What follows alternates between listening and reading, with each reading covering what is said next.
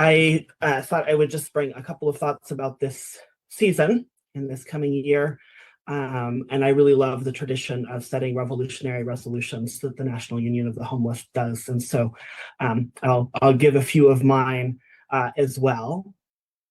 So over the past few years for me, the winter solstice has kind of been a time for me to set intentions for the year to come. So it really dovetails really quite nicely with this idea of setting resolutions, revolutionary resolutions. I'm currently living in Ireland. I'm studying for a PhD, but it's quite interesting. So Ireland has a bunch of Neolithic sites that date back thousands of years. But what's really interesting is there's a lot of these sites, these stone kind of monuments that align with either the rising or the setting of the sun during the solstice. And so it makes sense that the winter solstice was especially important because Ireland's quite far north, and the days in the winter are very, very, very short. And the solstice marks that time, right, where the very longest night of the year ends when the sun rises on the solstice. And then from that time forward, for the next 6 months, the days grow steadily longer and the light increases. So we don't know exactly why people in Ireland thousands of years ago, what they did at these sites. We know that they were burial places to honor the dead. We know that this rising sun after the longest night was somehow important to them.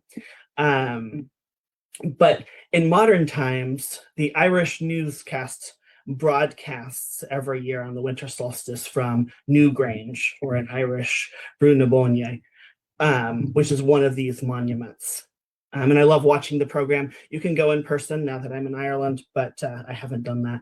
But I love watching it on the solstice because Ireland's quite cloudy.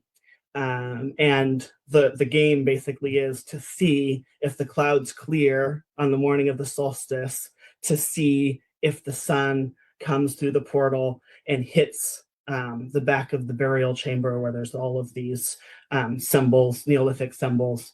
It is the only time of the year the sun hits that spot. This year, the sun didn't show up because there were too many clouds, but that's relatively typical. But there's this kind of sense of ritual every year as people in Ireland watch this. And I've been using that time to remember that even in this time of shadows, and as the summary earlier about this season says, this time of shadows and monsters, right, that we live in today, that the sun still rises like it has for millions of years on Earth. Light comes and the days grow longer every year. It reminds me that the systems we live with today are not eternal, that when those ancestors were watching the sun rise a few thousand years ago, here in Ireland, things were very different, right? They lived in a world where there wasn't private property, there wasn't homelessness. And according to what little we know through medieval texts, there were laws that protected the common good, and even trees had legal rights, strangely enough. And it wasn't a perfect system. It was messed up because humans are, but it also wasn't the empire we live with today.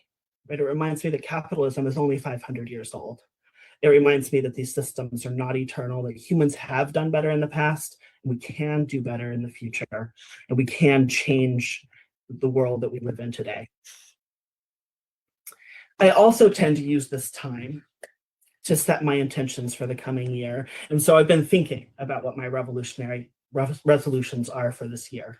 Because it's been a hard year. I mean, for me, it's a hard year at a long line of hard years.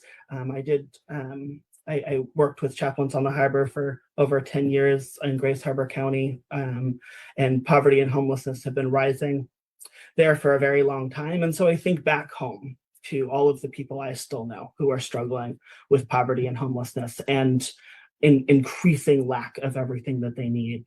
And I think of my mother, who died less than 2 years ago. She died at 65, partly because of lack of access to healthcare, partly because of the very many years she lived without health insurance or access to doctors.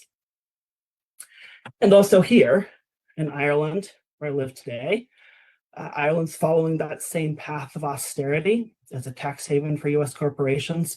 While people here can still get welfare, and I was very shocked to find out that there weren't any water bills, that water is free. Things are still getting worse in a lot of ways. Homelessness is rapidly increasing, particularly in the cities where I live. So 16,000 people were counted as homeless this year in Ireland, which is a lot of people in a country of only 6 million.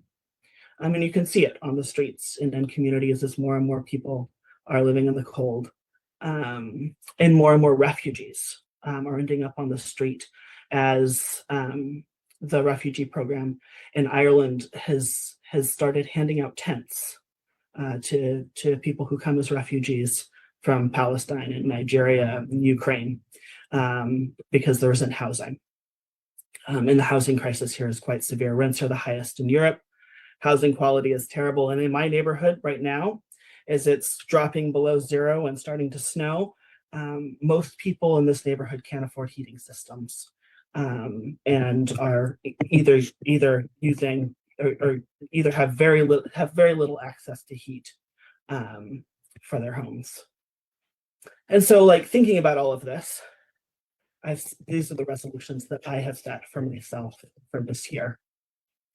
First, I've committed myself to study. And I'm doing a PhD and all of that, but I don't really mean that. I don't mean that kind of study. I mean, I want to commit myself to studying, to revolutionary study, right, based on our own lived experiences. I was reading a speech by Fidel Castro 30 years ago, and he said that we live in complex times that require building more awareness and merging the best ethical and humane ideas from religion and from history towards revolution. And so this idea of understanding history and understanding the role that religion might play in revolution is something I want to dedicate myself to this year. And then the second thing is, as I've been living here in Ireland for 1.5 years, and I've committed myself to engaging in the struggle on the ground here while I'm here.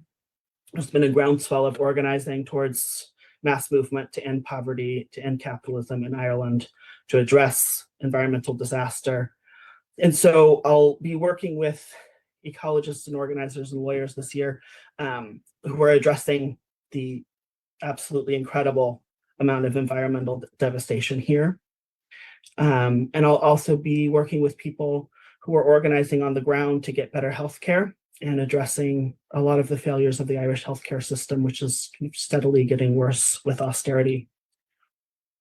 And I think and as part of that, right, I want to find ways to connect our struggles internationally across the working class, right? We are all, the working class across the world is struggling for the same things, struggling for their needs being met, struggling for life, from Ireland to the United States, from Venezuela to Palestine. And our struggles are all connected. And I think increasingly our organizing will be too. And so as I think about this year, I think the ruling class does seem incredibly powerful right now. They've funded a genocide in Gaza. They just kidnapped the Venezuelan president in a bid for oil. They've robbed people of health care, of homes, food stamps, education, hope for their future. But in the end, when I watch the sunrise on winter solstice, I think about how we are more powerful, right? The sun has risen for thousands of years on humans before empires suppressed us. And as empires have grown and as capitalism has developed, we have always resisted. And so this is why this time of Christmas, this reading the story that we read of Jesus born homeless in a stable is so important, right? Because Jesus was born in this time where the ruling class of his time was also incredibly powerful. And he built this mass movement of resistance to cast down the mighty from their throne and lift up the poor. And that's why I feel incredibly honored to be a small part of this movement and to be here with you all today.